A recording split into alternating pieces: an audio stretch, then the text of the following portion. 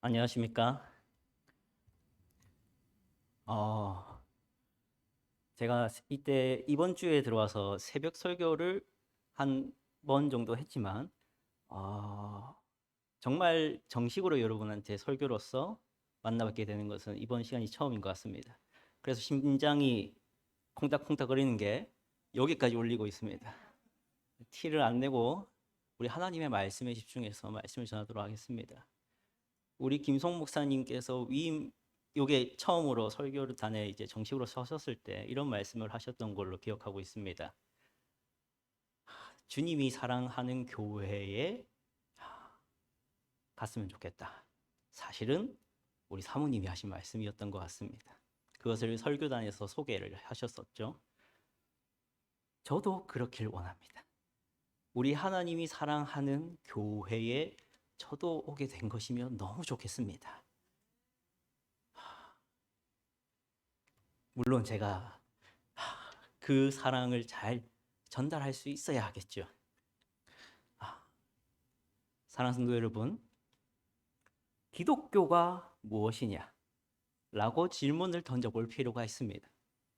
우리는 자칫 잘못하면 기독교가 무엇인지에 대해서 막연해질 수 있습니다. 어떻게 막연해집니까? 나도 모르는 사이에 너무 오래된 형식과 의식들이 이제는 기독교가 무엇이었던 건지를 막연하게 만드는 것이죠. 기독교가 무엇입니까? 많은 사람들이 다양하게 정의를 내릴 수 있겠지만 은혜의 종교라고 합니다. 은혜의 종교. 왜 은혜의 종교라는 것을 제가 특별히 강조를 드리느냐? 모든 일반 종교, 우리들끼리 말할 수 있는 표현으로는 거짓 종교들의 특징은 은혜가 아니라 인간의 노력과 순종과 훈련과 뭐라고 해야 될까요? 수양이기 때문입니다. 여러분이 절에 가면은 제일 많이 보는 게 무엇입니까? 절에 가면은 무엇을 가장 봅니까? 절입니다. 왜 합니까? 자기를 비우고 자신을 성찰하며 그 가운데 무아지경에 들어가 결국 깨달음을 얻어 해탈을 목표하고 있기 때문이죠. 그래서 깨달은 자라고 부처가 되는 것입니다. 이슬람은 어떨까요? 꾸란이라는 경전에 철저히 순종함으로 천국에 들어가는 것이 그들의 교리입니다. 물론 그 안에는 세부적인 것이 또 있겠지만 기독교는 그럼 무엇입니까? 율법을 철저히 다 지켜서 구원을 받는다고 가르칩니까?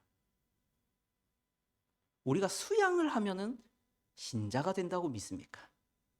우리가 의식을 잘 지키면 예수님처럼 된다고 믿습니까? 아니죠.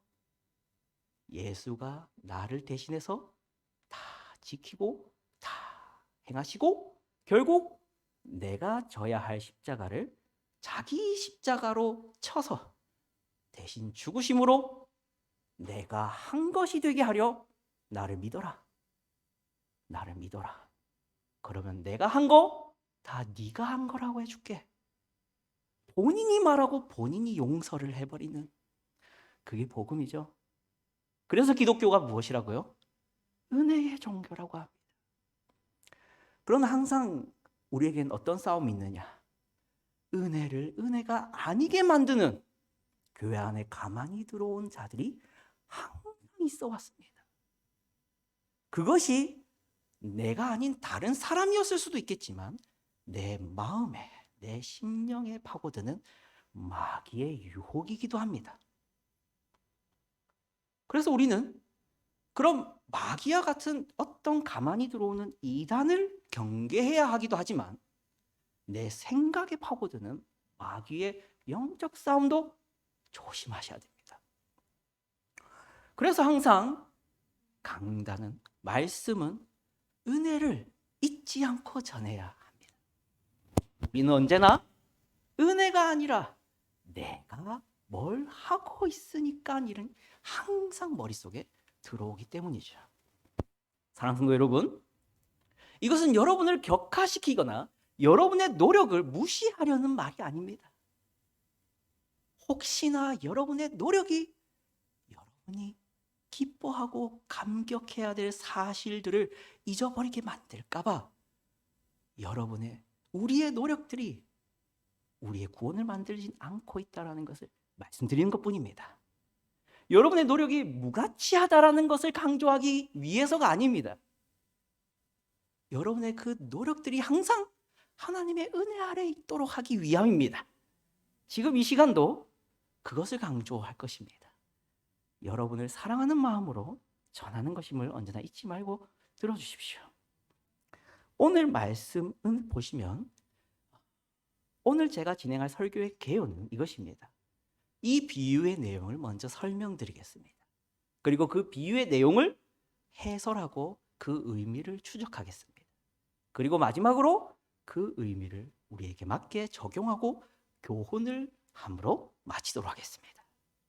자, 비유를 먼저 보시죠. 오늘 본문을 보시면 1절부터 16절의 말씀 뭐냐? 포도원 품꾼들의 비유입니다. 이것은 서론과 본론과 결론으로 나눌 수 있는데요. 1절이 서론입니다. 1절을 한번 다시 보시죠. 천국은 마치 품꾼을 얻어 포도원에 들여보내려고 이른 아침에 나간 집 주인과 같다입니다. 천국은 으로 시작하고 있죠. 결국 이 비유는 뭘 말하려고 내신 비유이냐? 천국을 말하려고 내신 비유인 것을 바로 알 수 있습니다. 자, 그런데 그 천국을 무엇과 비유해서 말하고 있죠? 구체적이죠. 품꾼을 얻어 포도원에 들여보내려고 이른 아침에 나간 집 주인과 같다입니다. 자, 여기서 조심하십시오. 천국은 포도원과 같다가 아니지 않습니까? 천국은 품꾼과 같다가 아니지 않습니까? 누구와 같다고요? 그 주인과 같다. 이것을 주의하시고 비유를 읽으셔야 됩니다. 비유가 잘못되는 경우가 더러 있지 않습니까? 가장 대표적인 이단이 신천지죠. 비유를 마구잡이로 해석합니다. 근데 비유가 마구잡이로 해석이 안 되는 가장 간단한 방법은 앞에 있습니다. 천국은 뭐 같다 할 때 그걸 집중하십시오. 천국은 포도원도 아니고 지금 품꾼도 아닙니다. 주인과 같다입니다. 자, 그리고 이제 본론이 2절부터 15절까지입니다. 그리고 이 본론은 세 가지 장면으로 나눌 수 있는데요. 첫 번째 장면은 이것입니다. 2절부터 7절인데요. 2절부터 7절은 아침 6시부터, 이른 아침이죠. 아침 6시부터 오후 5시 사이에 주인이 몇 번이나 시장터에 나갑니다. 그래서 뭐 하려 나갔다고 합니까? 일꾼 찾으러. 어떻게 하려고요? 포도원에 보내려고. 왜요? 데나리온 한 개씩 주려고. 왜 이 주인은 이른 아침부터 수시로 시장터를 나가는 겁니까? 의문을 한번 제기해 보십시오. 이 주인이 뭔가 급한 일이 있었을까요? 포도원에 일꾼이 그렇게 많이 필요했을까요? 왜 아침 일찍부터 수시로 나가서 왜 그러고 있니? 아무도 나를 안 써주는데요. 여러분, 아무도 나를 안 써주는 사람은 도대체 어떻게 생긴 사람이었을까요? 저처럼 이렇게 힘있게 보인 사람이었겠습니까? 아니죠? 누가 조금 마르고 누가 가져다 쓰기에는 너무너무 힘이 없어 보여서 할 일 없이 거기에 방치된 사람이었을 겁니다. 그런데 주인이 또 와서 왜 일 안 하고 있니? 아무도 저를 안 써줘요. 그럼 와. 보내버립니다. 이게 이 포도원 주인입니다. 자, 그런데요. 8절부터 이제 10절에 보시면 결국 5시 이후인 것 같습니다. 노동시간이 끝나고 주인이 일꾼들에게 이제 임금을 지불하라고 하는 장면이 나옵니다. 그런데 특징이 있죠. 나중에 온 자든 먼저 온 자든 얼마씩 주라 합니까? 똑같이 한 데나리온씩 주라고 독특하게 명령하고 있습니다. 주인이 약간 경제관념이 좀 있다면 나중에 온 사람은 시간당 계산해서 시급으로 나눠야죠. 근데 이 주인은 똑같이 줘라 라고 굳이 말하면서 손해를 보고 있습니다. 첫 번째 온 사람은 애초에 뭐 한 데나리온 준다고 약속을 했으니까, 그럼 뒤에 온 사람은 반 정도 주거나 반의 반을 주거나 하면 되지 않겠습니까? 자, 그런데 이제 장면 3번으로 들어갑니다. 11절부터 15절입니다. 여기서는 총 수고한 일꾼들이 있었을 거 아닙니까? 아침 일찍부터 일해서 한 데나리온 받은 사람이 있습니다. 그 사람이 원망하여 일을 한다라고 표현되어 있습니다. 11절에 나오죠. 받은 후 집 주인을 원망하여 이르되. 그렇게 이 비유를 설명할 수 있습니다. 자, 이제 비유의 내용이 대략적으로 그려지시죠? 자, 그러면 우리 예수님이 이 비유를 통해서 뭘 말하고 싶어 한다고요? 천국. 자, 그런데 여러분, 이것이 중요합니다. 천국이라 할 때 그 천국은 단순히 죽어서 가는 곳만을 말한다고 생각하지 마십시오. 천국은 그리스도를 믿음으로 구원을 받은 한 사람이 지금부터 누릴 수 있는 것입니다. 그래서 천국은 미래적이면서도 현재적이어야 됩니다. 그래서 천국은 이것과 같다라고 하실 때는 너가 지금부터 누릴 것이다 라는 얘기입니다. 그래서 천국은 마치 이와 같다 하실 때는 너희가 나중에 가면 그곳이 그런 곳인데 너희가 포도원 주인이 와서 너희를 데리고 갈 것이, 이렇게 해석을 해야 될 게 아니라요. 천국은 이런 것인데 너희는 누리고 있니? 라는 질문을 하는 것입니다. 여러분, 그럼 천국이 뭘까요? 포도원 주인이랍니다. 포도원 주인이 뭐 하고 있습니까? 한 데나리온씩 똑같이 주고 있습니다. 그게 뭐냐는 겁니다. 자, 여러분, 우리는 이 포도원 주인과 누가 충돌을 하고 있다는 것을 보게 됩니다. 누구와 충돌을 했죠? 종일 일해서 한 데나리온 받은 사람과 충돌을 하고 있는 것을 봅니다. 이것은 예수님께서 강조하고 싶은 핵심입니다. 예수님이 무엇을 말하고 싶어 하는 걸까요? 그걸 알기 위해서는 먼저 이 항의하고 있는, 원망을 하고 있는 이 일꾼이 어떤 사람인지를 조금 깊이 생각해 봐야 됩니다. 여러분, 우리는 자칫 잘못하면 이 비유 속에 이 일꾼이 부정적으로 나타나고 있기 때문에 일꾼 나쁜 놈, 일꾼 악하다, 그러면 안 돼, 이렇게 넘어갈 수 있는데요. 과연 우리가 그렇게 말할 수 있을까요? 이 일꾼이 항의를 하는 이유가 정당하지 않습니까? 불의합니까? 악합니까? 그렇지 않지 않습니까? 여러분, 우리는 먹을 걸 얻기 위해서는 뭘 해야 됩니까? 일을 하든 아니면 일을 해서 번 돈을 지불하든입니다. 우리는 모두 정당한 대가를 얻기 위해서는 무엇을 지불해야 된다고 알고 살아가고 있습니까? 그에 맞는 값입니다. 이것을 무엇이라 하냐면 원인과 결과, 다르게 말해서 인과, 또 다르게 말해서 공로라는 것입니다. 여러분, 일을 열심히 하지 않았는데 좋은 대우를 받는 것을 당연하다고 생각하는 사회를 살아가고 있습니까? 아니죠. 우리는 일을 많이 한 사람은 많이 가져가야 되는 것이 당연하고, 일을 적게 하고 안 한 사람은 적게 가져가는 것이 당연하다는 사회를 살고 있습니다. 왜요? 자본주의 사회이지 않습니까? 이것을 공로라고 하는 것입니다. 그래서 이 일꾼이 나는 많이 일했고 저 사람은 적게 일했는데 왜 결과가 같습니까? 라고 말하는 것은 나쁜 것입니까? 악한 것입니까? 아니죠. 정당한 것이죠. 우리 예수님이 그것이 악하다라고 말하고 있다라고 선입견을 가지지 마십시오.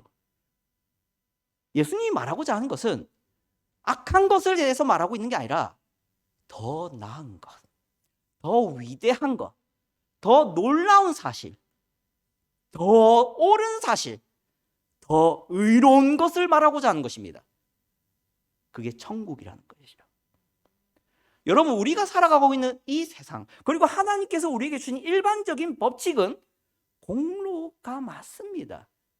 우리 하나님이 그 행한 것에 맞는 대가를 주는 것을 싫어하시는 분이 라고 생각하지 마십시오. 여러분이 순종을 하면 그것을 기뻐하십니다. 여러분이 죄를 지으면 그것을 미워하십니다. 그것이 우리 하나님이 원하시는 바입니다. 자, 그런데 문제는 이것이죠. 그 공로의 법칙이 우리를 구원할 수 있냐는 겁니다. 자, 여러분, 이 항의하고 있는 일꾼의 이러한 내가 일한 만큼 받고 싶고 내가 일하지 않은 만큼은 안 받아야 된다라는 이러한 생각을 가진 그 법칙이라는 것이 우리를 구원할 수 있습니까? 우리는 천국에 들어갈 만큼 일하고 있습니까? 우리는 하나님께 인정받을 만큼 의를 행하고 있습니까? 우리는 하나님이 기뻐하실 만한 순종의 삶을 살고 있습니까? 우리 하나님이 이 사람은 의인이다라고 말할 만큼 내가 그런 생각을 가지고 그런 마음을 가지고 살아가는 사람 맞습니까? 만약 공로의 법칙대로라면 우리는 죽습니다. 한 데나리온이 없어서 굶어 죽어야 되는 사람처럼 죽습니다. 그래서 우리 예수님이 뭘 말합니까? 포도원 주인을 말하기 시작합니다. 포도원 주인과 같다. 천국은 그 포도원 주인이 하는 것과 같이 하는 것이다. 그게 뭡니까? 일하지 못했어도, 1시간밖에 일하지 않았어도 한 데나리온을 주는, 그래서 내일을 살아갈 수 있게 하는, 죽지는 않게 하는 그 포도원 주인의 그 선의, 은혜, 그게 천국이라는 것입니다. 우리는 그렇게 구원을 받습니다. 우리는 그렇게 천국을 누리는 것입니다. 사랑하는 성도 여러분, 공로의 법칙이 왜 옳은 것이고 좋은 것임에도 불구하고 그것보다 우리에게는 이 포도원 주인과 같은 이 은혜의 법칙이 필요한 이유가 무엇입니까? 그것은 정말 안타깝게도 우리의 상태 때문입니다. 은혜의 원리라는 것이 굳이 없어도, 공로의 법칙만 있어도 충분할지 몰라도, 문제는 우리가 은혜의 원리 없이는 살아남을 수가 없는 상태에 있기 때문입니다. 그것이 어디 나와 있느냐? 정말 수고스럽지만 본문을 좀 봐야 될 것 같습니다. 로마서 3장 20절부터 24절 말씀입니다. 로마서 3장 20절부터 24절의 말씀입니다.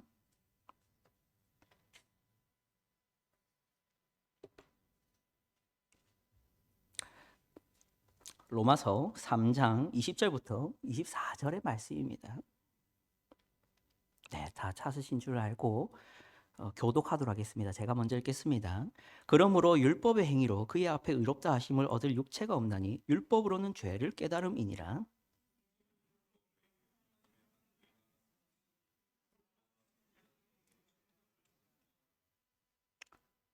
곧 예수 그리스도를 믿음으로 말미암아 모든 믿는 자에게 미치는 하나님의 의인이 차별이 없느니라.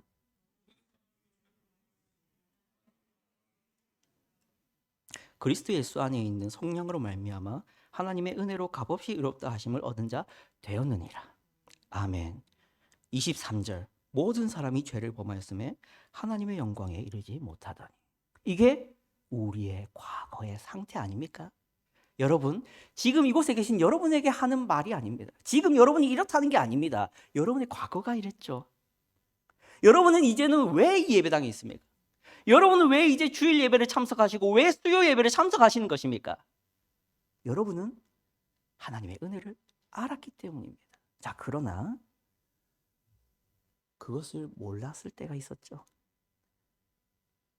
모든 사람이 죄를 범하였음에 하나님의 영광에 이르지 못하더니 했던 그 과거가 있었지 않습니까? 그 과거가 우리의 상태였습니다. 그래서 우리는 공로의 법칙이 아니라 은혜의 법칙이 필요했던 것입니다. 여기서 분명히 말하지 않습니까? 율법의 행위로는 의롭다 하심을 받을 육체가 없나니. 왜요? 율법으로는 죄를 깨달을 뿐이니까. 이게 무슨 말이냐? 비유로 돌아가십시오. 거기에서 그 일꾼이 항의하던 원리가 무엇입니까? 내가 행한 만큼 인정을 해주셔야죠. 이게 율법이었습니다. 우리가 율법을 지키고 계명들을 지키고 그저 하나님 앞에서 거룩하게 삶을 살려고 최선을 다하는 것으로 우리가 의롭게 될 수 없었던 이유는 우리가 죄를 범하였음에 하나님의 영광에 이르지 못하는 부패와 타락의 상태에 있었기 때문입니다. 그래서 하나님은 21절에서 말하죠. 이제는 율법 외에 하나님의 한 의가 나타났으니 율법과 선지자들에게 증거를 받은 것이라 곧 예수 그리스도를 믿음으로 말미암아 모든 믿는 자에게 미치는 하나님의 은이 뭐라고요? 차별이 없느니라. 누구죠? 포도원 주인이죠. 포도원 주인이 한 데나리온 줄 때 차별이 있었습니까? 없었죠. 그게 뭡니까? 율법이 아닌 다른 의랍니다. 그게 뭡니까? 은혜입니다. 기독교가 은혜의 종교라는 것을 잊지 말라고 말씀드리는 것입니다. 그것으로 우리는 구원을 받을 수 있었던 것입니다. 자, 그러면 이제 교훈 두 가지를 말씀드리고 정리를 하려 합니다. 이것입니다. 우리는 그 포도원 주인에게 원망하고 항의하던 그 사람을 통해서 한 가지 꼭 기억하고 넘어가야 될 교훈이 있습니다. 그것이 무엇이냐면 그 일꾼은 자기가 잘해서 대가를 받고 있다고 생각하고 있습니다. 어느 순간 그 주인의 먼저 찾아옴과 먼저 데려옴을 경험했음에도 불구하고 이제는 마치 자기가 제 발로 와서 제 발로 일을 해서 대가를 받고 있다라는 생각을 하고 있다는 것이죠. 여러분이 처음부터 그렇게 했을 리는 없다고 생각합니다. 처음에는 하나님의 은혜에 감격해서 나 같은 죄인을 구원하신 하나님의 구원의 그 놀라운 대속의 은혜를, 그 희생을 감사해서 이 자리에 앉았다고 생각합니다. 그러나 어느 순간 하나님 위해 살고 하나님을 위해 살고 교회를 위해 헌신하고 교회를 위해 헌신하다 보니 무슨 의식이 생기냐면 채무의식이 생깁니다. 채권자는 누구겠습니까? 하나님. 내가 이렇게 많이 오래 진짜 힘들게 일해왔잖아요. 그럼 이제는 대가를 주셔야 되지 않습니까? 이게 생긴다고요. 이걸 쉽게 이해하도록 비유로 한 가지만 말씀드리겠습니다. 저희 아내에게 허락을 안 구했는데요. 제가 결혼하고 저희 아내와 초반에 많이 부딪혔던 것은 당근이라는 어플 때문이었습니다.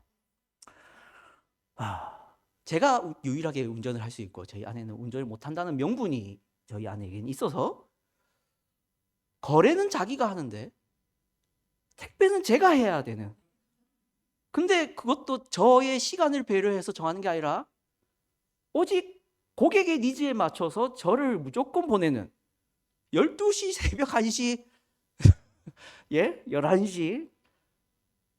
근데 본인은 피곤하다고 안 가고 저만 다녀오게 하는.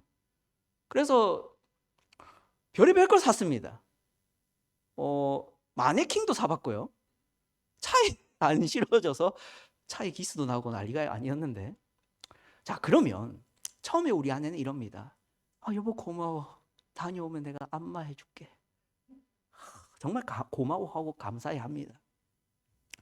그래서 다녀오죠. 자, 마네킹을 탁 건넵니다. 그러니까 우리 아내는 마네킹에 빠져서 이제 이 마네킹을 통해서 나의 옷을 또 걸어서 또 당근 거래를 할 수 있어 기뻐. 예, 뭐 괜찮습니다. 저에게 고마워해주고 저에게 감사해주는 것만 해도 저는 뿌듯하거든요. 자, 그때부터 안마를 언제 해주나 기다리고 있습니다. 모른 척하면서 기다립니다. 근데 말이 없습니다. 말이 없습니다. 그러다가 한 11시, 12시쯤 되면 이제 자야 되지 않습니까? 안마는 받고 자야 되는 거죠. 제 입장에서는. 여보, 안마는 언제 해주는데? 맞다. 누워봐. 그래서 안마를 해줍니다. 근데 문제는 여기서 발생합니다. 갑자기 안마를 해주다가 맨날 나만 안마해주고 나는 안마 못 받네. 지금 안마를 왜 해주는 겁니까? 제가 당근 거래를 갔다 왔지 않습니까? 그러면은 그냥 아무 말 안 하고 안 해주면 안 됩니까? 근데 꼭 내가 무슨 안마를 내가 뭐 아무것도 안 해주고 달라는 게 아니라 뭔가 해줬지 않습니까? 그럼 그냥 해주면 되지. 그게 채무자 의식이 그런 원리 과정 속에서 발생이 되는 것을 경험합니다. 자, 여러분, 우리가 그럴 수 있는 것이죠. 내가 하루 종일 일했는데 1시간 와서 일하는 사람 딱 쳐다보고 있으면 내가 더 고생한 것 같은데, 내가 이렇게 고생한 것 같은데 왜 하나님은 쟤보다 더 나은 그 위에, 그 다음에 또 다른 복은 안 주시나 하는 기대가 생기기 시작하죠. 그러면서 불편해집니다. 그게 이 일꾼이죠. 사랑하는 성도 여러분, 우리가 처음에 하나님이 먼저 하셔서 내가 이 자리까지 왔다는 사실을 잊어버리고 이제는 마치 내 발로 와서 내 자의로 봉사하고 헌신하고 있다는 생각이 들기 시작한 순간부터 은혜가 사라지고 공로로 돌아가기 시작합니다. 항의를 하기 시작합니다. 물론 착한 성도님들은, 나쁜 성도님들은 대놓고 이제 하나님 없다, 하나님 필요 없다 하고 나가겠지만, 이곳에 계신 대부분의 착한 성도님은 하나님에게는 원망을 할 수 없지 않습니까? 이 나쁜 일꾼처럼 주인한테 삿대질 하진 않습니다. 그런데 뭘 하기 시작하냐? 옆에 사람한테 이제 더 열심히 섬겨라. 나만큼 좀 해봐라. 왜 나는 하는데 너는 그 엉덩이가 무겁니? 좀 일어나서 설거지하고 청소도 해보고 좀 섬겨봐라를 말하기 시작합니다. 그러면서 마치 이곳을 천국이 아니라 세상을 만들기 시작하죠. 세상의 법칙을 이곳에다가 막 가져오기 시작합니다. 사랑하는 성도님, 교회는 세상입니까? 교회는 세상입니까? 천국입니까? 천국이어야 합니다. 물론 천국처럼 되기란 요원하죠. 하지만 천국을 소망하는 곳이어야 됩니다. 이곳은 천국의 원리가 다스려야 되고 천국의 통치가 세워져야 되는 곳입니다. 그런데 이곳에서 공로를 말하기 시작하고 공로를 주장하며 공로적인 불만과 공로적인 불평이 생기기 시작하면 싸웁니다. 그리고 분리가 되고 나뉘는 것입니다. 여러분이 천국을 잃지 않기를 바랍니다. 우리 서울제일교회가 그러면 천국이 되는 가장 효과적인 방법이 무엇일까요? 하나님이 먼저 시작하셨다라는 사실을 잊지 마십시오. 내가 이러고 있는 게 하나님이 끌어다 놓은 자리라는 것을 잊지 마십시오. 그러면 이곳은, 이 서울제일교회는 천국이 될 것입니다. 옆 사람을 보면서 왜 너가 더 많이 아내보다는 나 같은 것이 아무리 이렇게 섬겨봤지만 그럼에도 불구하고 하나님의 은혜는 이보다 크도다 라는 고백을 잊지 않고 겸손하게 되는 것이죠. 말씀을 맺겠습니다. 한 가지 말씀을 보겠습니다. 창세기 3장 8절부터 9절입니다. 제가 처음이라 언제 마칠지 도저히 모르겠는데요, 이것만 하고 마치도록 하겠습니다. 창세기 3장 8절부터 9절입니다.